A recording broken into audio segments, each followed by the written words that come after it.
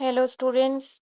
आज हम पार्लियामेंट का बजट डिस्कस कर रहे हैं कि पार्लियामेंट में जो बजट प्रिस्क्राइब होता है वो कैसे होता है, उसका क्या प्रोसेस होता है। ये कॉन्स्टिट्यूशन में इसको बजट को क्या बोला गया है, कॉन्स्टिट्यूशन में इसको एनुअल फाइनेंशियल स्टेटमेंट के नाम से बोला गया है बजट को। Nowhere use in the constitution, budget तो कहीं पे यूज ही नहीं किया गया पार्लियामेंट में। तो उन्होंने सिर्फ एनुअल फाइनेंशियल स्टेटमेंट ही कॉन्स्टिट्यूशन में ये टर्म मिलती है हमें। और ये जो बजट है आर्टिकल 112 डील करता है इसके साथ। ये स्टेटमेंट ऑफ एस्टिमेटेड रिसीप्ट्स होती हैं and expenditure of government of India के एक्सपेंडिचर होते हैं गिवन फाइनेंशियल ईयर में, उसको बजट बोला गया है। बजट कंटेन क्या करता है? एक तो इसमें एस्टिमेशन होता है रेवेन्यू एंड कैपिटल रिसीप्ट का, way and means to raise and revenue, estimates of expenditure की कितना एक्सपेंडिचर करना है, डिटेल होती है एक्चुअल रिसीप्ट की और expenditure of the closing financial year and reason for any deficit or surplus in that year. Economic and financial policy होती है कमिंग ईयर्स की, टैक्सेशन प्रपोजल होता है, प्रोस्पेक्ट्स ऑफ रेवेन्यू होता है, स्पेंडिंग प्रोग्राम होता है and introduction of new schemes projects भी होता है इस बजट में। If budget is not pass by Lok Sabha then government has to resign. अगर लोकसभा में बजट ही नहीं पास हुआ हो तो लोकसभा को गवर्नमेंट को रिजाइन देना पड़ता है। रेलवे बजट को जनरल बजट से 1924 में सेपरेट कर दिया गया था। एक्वर्थ कमेटी की रिपोर्ट के अनुसार उन्होंने रिकमेंडेशन दी थी कि रेलवे बजट का एक सेपरेट बजट होना चाहिए। लेकिन 2017 में सेंट्रल गवर्नमेंट ने फिर इसको मर्ज कर दिया था, रेलवे बजट को जनरल बजट में ही डाल दिया था। Budget is normally prepared by Department of Economic Affairs and presented by the Finance Minister. Prepare करता है इसको डिपार्टमेंट कौन? इकोनॉमिक अफेयर्स का, और प्रेजेंट करता है फाइनेंस मिनिस्टर। कॉन्स्टिट्यूशनल प्रोविजन क्या है? प्रेसिडेंट रिस्पेक्ट करता, president shell in respect of every financial year cause to be laid before both houses of parliament a statement of estimated receipts and expenditure of government of India for that year। कि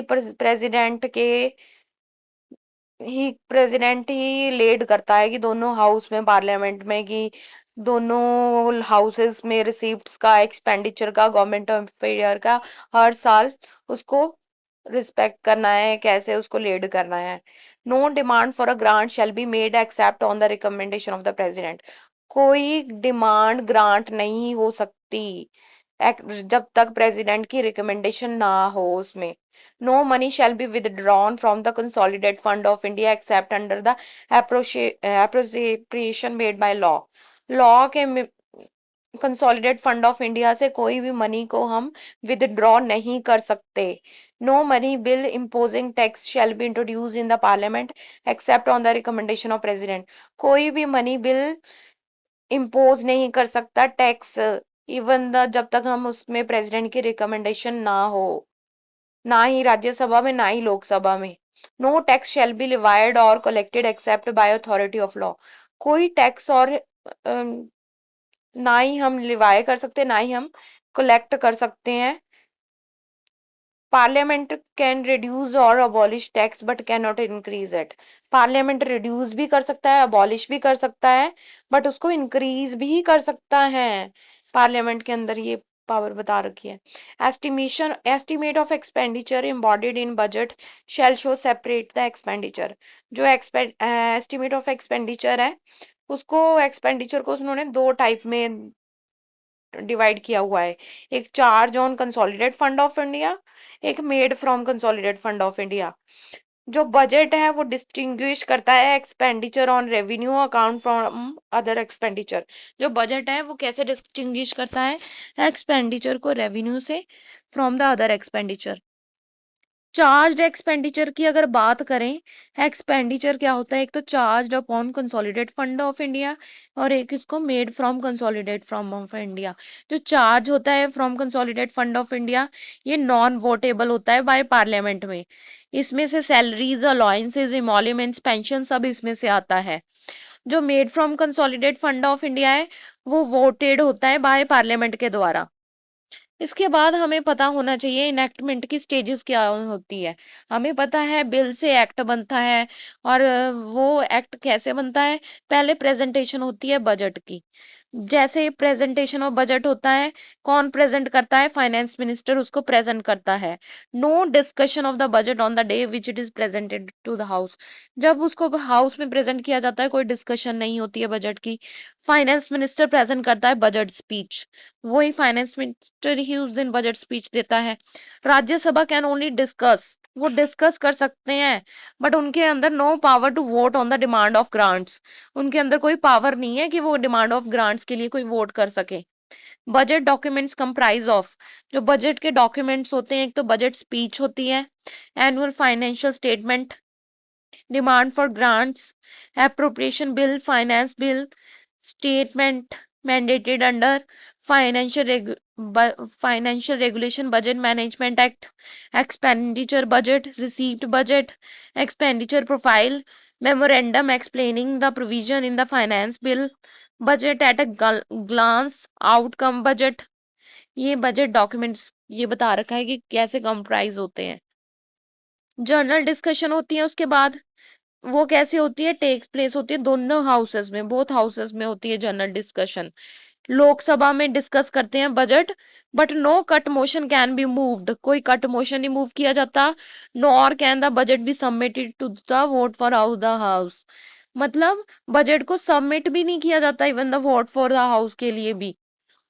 third है scrutiny by departmental committee, departmental committees उसको scrutinise करती हैं, examine करती है और discuss करती है डिपार्टमेंटल कमेटी उसको डिटेल में, demand for grant and prepare करती है रिपोर्ट्स को।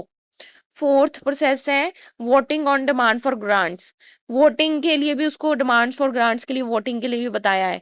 Lok Sabha take up voting of demand for grants, demand become grant, demand तब ग्रांट बन जाती है after it has only duly voted, जब वो ड्यूली वोटेड हो। एक्सक्लूसिव प्रिविलेजेस ऑफ लोकसभा तब हो। Voting is confined to votable part of the budget, जो वोटिंग है वो कन्फाइंड हो जाती है votable part of the budget. अब थ्री काइंड का कट मोशन बता रखा है। Motion to reduce any demand for grant, अगर हम डिमांड फॉर ग्रांट को रिड्यूस करना चाहते हैं तो उसके लिए कट मोशन, तीन टाइप के कट मोशन हमारे कॉन्स्टिट्यूशन में मेंशन किया गया है। एक तो पॉलिसी कट मोशन, एक इकोनॉमी कट मोशन, एक टोकन कट मोशन। जो पॉलिसी कट मोशन है वो रिप्रेजेंट करता है द डिसअप्रूवल ऑफ पॉलिसी, के amount of demand to be reduce to rupees 1, कि जो इसकी डिमांड है उसको रुपीज 1 से रिड्यूस किया जाए। इकोनॉमी कट मोशन रिप्रेजेंट करता है economy can be affected to be in proposed expenditure, that is amount of demand be reduced by specific amount, specified amount से उसको रिड्यूस किया जाए। टोकन कट मोशन की बात करें, वो स्टेट करता है amount of demand be reduced by rupees 100। Next है fifth process, passing of appropriation bill. Appropriate no money shall be withdrawn from consolidated fund of India except under the appropriation made by law, कि किसी money को हम withdraw नहीं कर सकते consolidate fund of India से, क्योंकि under appropriate made law made होते हैं। It becomes appropriation act after it is assented to by the president, ये तभी एक्ट बन जाते हैं जब उनको असेंट मिलता है प्रेसिडेंट का। passing of finance bill, sixth process है passing of finance bill, if it is introduced to give effect to the financial proposal of the government of India for the following year। Other grants बता रखी हैं, supplementary grants, additional grants, excess grant, vote of credit grant, exceptional grant. Supplementary grants वो होती है जब amount authorised is insufficient, जब amount की authorisation insufficient हो तो उसको सप्लीमेंट्री ग्रांट बोलते हैं। एडिशनल ग्रांट होती है जब नीड अराइज हो फॉर एडिशनल एक्सपेंडिचर के लिए। एक्सेस ग्रांट उसको बोलते हैं जब money has been spent on any service during financial year in excess of amount grant for that service. Vote of credit उसको बोला गया है granted for meeting unexpected demand upon resources, जब उसके अनएक्सपेक्टेड डिमांड रिसोर्सेज में से हो। Exceptional grant बता रखी है फॉर स्पेशल पर्पस के लिए। अब हमें पता होना चाहिए हमारे कॉन्स्टिट्यूशन में 3 टाइप के फंड्स बता रखे हैं। एक तो कंसोलिडेटेड फंड ऑफ इंडिया, एक पब्लिक अकाउंट ऑफ इंडिया, एक कंटिजेंसी फंड ऑफ इंडिया। जो कंसोलिडेटेड फंड ऑफ इंडिया है वो हमारे आर्टिकल 266 में आता है। जो पब्लिक अकाउंट ऑफ इंडिया है वो हमारे आर्टिकल 266 में आता है। Contingency fund of India article 267 में आता है। Consolidated fund of India, all revenue received, वहां पे गवर्नमेंट ऑफ इंडिया से रेवेन्यू रिसीव होते हैं। loans raised by government by issue of treasury bill, loan, ways and means of advances. Her money received, all money received by government in repayment of loans from consolidated fund of India. और public account of India की बात करें, all other public money other than credit to consolidated fund of India received by on the behalf of government. Contingency fund of India की बात करें 267 के अंदर, वो इनेक्ट होती है इन 1950 में। उसको प्लेस करते हैं at disposal of president to meet unforeseen expenditure, उस हेल्ड बाय फाइनेंस सेक्रेटरी। अगर हम बात करें कंसोलिडेट फंड की, no money out of this fund can be appropriated except in accordance with parliamentary law. सिर्फ पार्लियामेंट्री लॉ ही यहाँ पे फंड्स को मनी विड्रॉ करने में वो करते हैं कंसोलिडेट फंड से। और जो एप्रोप्रिएट ये वाला बिल होता है पब्लिक अकाउंट ऑफ इंडिया, ये ऑपरेटेड करता है एग्जीक्यूटिव एक्शन के द्वारा। और नेक्स्ट जो हमारा consolidate contingency fund of India है, ये ऑपरेट करता है एग्जीक्यूटिव एक्शन के द्वारा। अब हमें ये भी पता होनी चाहिए कि पार्लियामेंट्री कमेटीज क्या होती हैं। इसको ब्रॉडली क्लासिफाई किया हुआ है स्टैंडिंग कमेटी और एडहॉक कमेटी। जो पार्लियामेंट्री कमेटी हमारी दो टाइप की कमेटीज होती है। एक स्टैंडिंग, जो स्टैंडिंग होती है वो परमानेंट होती है, वो कॉन्टिन्यूस बेसिस पे होती है। जो एडहॉक कमेटी होती है वो टेम्परेरी होती है, वो उसको सीज भी किया जाता है टास्क को कंप्लीट करने के लिए। जो पब्लिक अकाउंट कमेटी होती है हमारी, उसको बोला गया है, उसमें 22 मेंबर्स होते हैं।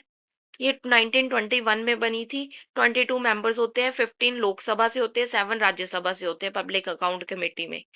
और इसके ऑफिस ऑफ मेंबर का टर्म होता है 1 year. Minister can not be elected as, यहाँ पे मिनिस्टर्स को मेंबर को इलेक्ट नहीं किया जाता। Chairman is appointed by speaker and is from the opposition. जो चेयरमैन है वो ऑपोजिशन से होना चाहिए। Examine the annual audit reports of the CAG, वो एग्जामिन करता है एनुअल ऑडिट रिपोर्ट्स। नेक्स्ट है एस्टीमेट कमेटी। एस्टीमेट कॉन्स्टिट्यूट हुई थी 1950 में on the recommendation of John Matthai, John Matthai के रिकमेंडेशन पे। और एस्टिमेटिव मेंबर के 13 मेंबर लोकसभा से हैं, बट राज्यसभा की कोई रिप्रेजेंटेशन नहीं मिली है। इसका टर्म भी 1 ईयर होता है। Minister can not be elected as member, जो मिनिस्टर्स होते हैं उनको मेंबर्स को इलेक्ट नहीं किया जा सकता। चेयरमैन है appointed by speaker and is from ruling party. इसके चेयरमैन स्पीकर अपॉइंटेड होते हैं रूलिंग पार्टी से। examines the estimates included in the budget and suggest economies in public expenditure. अगर हम कमेटी ऑन पब्लिक अंडरटेकिंग की बात करें, वहां 1964 से आई थी recommendation of Krishna Menon committee. किसके रिकमेंडेशन से? कृष्णा मेनन कमेटी की रिकमेंडेशन से। और ये पब्लिक अंडरटेकिंग की जो कमेटी है, ये इसके 22 मेंबर्स होते हैं, 15 from Lok Sabha and 7 from Rajya Sabha. इसका टर्म होता है 1 year. Minister can not be elected as member, जो मिनिस्टर होते हैं उनको मेंबर को इलेक्ट नहीं किया जा सकता है। चेयरमैन इसका अपॉइंट होते हैं speaker amongest its member of Lok Sabha only. Rajya Sabha member from the committee can not be appointed as chairman. जो राज्यसभा मेंबर होते हैं कमेटी के, उनको चेयरमैन अपॉइंट नहीं किया जा सकता है। और examine the reports and account of public of undertaking, ये रिपोर्ट्स को भी एग्जामिन करते हैं और अकाउंट्स ऑफ पब्लिक अंडरटेकिंग्स को भी एग्जामिन करते हैं। ये हो गया हमारा parliament chapter complete. Thank you, that's all.